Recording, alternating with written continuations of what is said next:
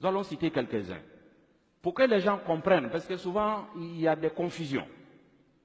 Détournement des fonds, publics ou privés. Si vous détournez des fonds, ne pensez pas que vous avez désobéi à la loi de la République seulement, mais vous avez aussi désobéi aux ordres d'Allah subhanahu wa ta'ala. Le faux monnayage, ceux qui fabriquent les faux billets et qui les injectent dans l'économie. Non seulement vous déstabilisez l'économie nationale, mais aussi vous encourez la colère d'Allah subhanahu wa ta'ala.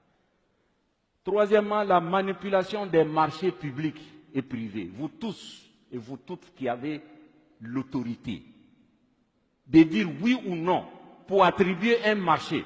Lorsque vous intervenez dans l'attribution pour vous attribuer injustement des parts, des pourcentages, sachez que vous avez désobéi non seulement à la loi de la République, mais vous avez aussi désobéi gravement aux enseignements d'Allah subhanahu wa ta'ala. L'abus de fonction. Vous tous qui avez des fonctions, qui avez des décisions, lorsque vous en abusez pour avoir un intérêt particulier, vous tombez dans la fraude. La richesse mal acquise constitue une barrière devant l'acceptation de vos œuvres que vous allez faire avec l'argent mal acquis. Vous prenez votre argent mal acquis, votre richesse, notre argent volé, vous allez à la Mecque. Dieu dit, je ne t'ai pas appelé, je ne t'accueille pas. Parce que l'argent que tu as pris pour venir n'est pas pour toi. Vous prenez l'argent sale, l'argent mal acquis, pour faire des sacrifices, en tentant ainsi un blanchiment spirituel de l'argent mal acquis. Oui, parce qu'il pense que quand il va voler 1 milliard, il va prendre 1 milliard et dit, bon, je vais construire des mosquées, je vais faire partie des gens à la Mecque, ils vont aller prier pour moi et puis c'est fini. La religion musulmane n'est pas ça. Il n'y a pas de blanchiment d'argent spirituel. C'est-à-dire le fait de faire le sacrifice avec l'argent volé ne le rend pas licite pour toi. Dieu n'accepte pas. Pourquoi? Parce que Dieu dit, Allah tayyib, Dieu est pur. Il n'accepte que les choses qui sont pures. Chers frères et sœurs,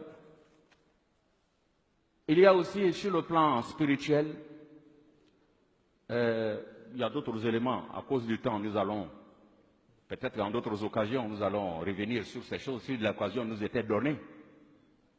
Il y a surtout la colère d'Allah.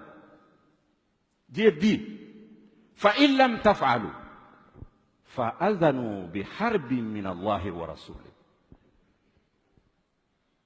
Il dit, si vous n'arrêtez pas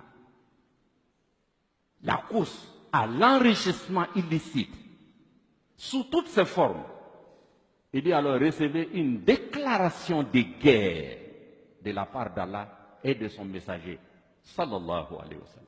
Alors imaginez-vous quand Dieu vous déclare la guerre, وَلَا يَعْلَمُ جُنُودَ رَبِّكَ إِلَّا هُوَ.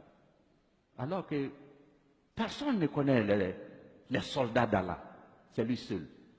Ça peut être une maladie, ça peut être des inondations, ça peut être des incendies, ça peut être le fait même que les cœurs de vos citoyens ne sont plus ensemble. Donc c'est une menace grave.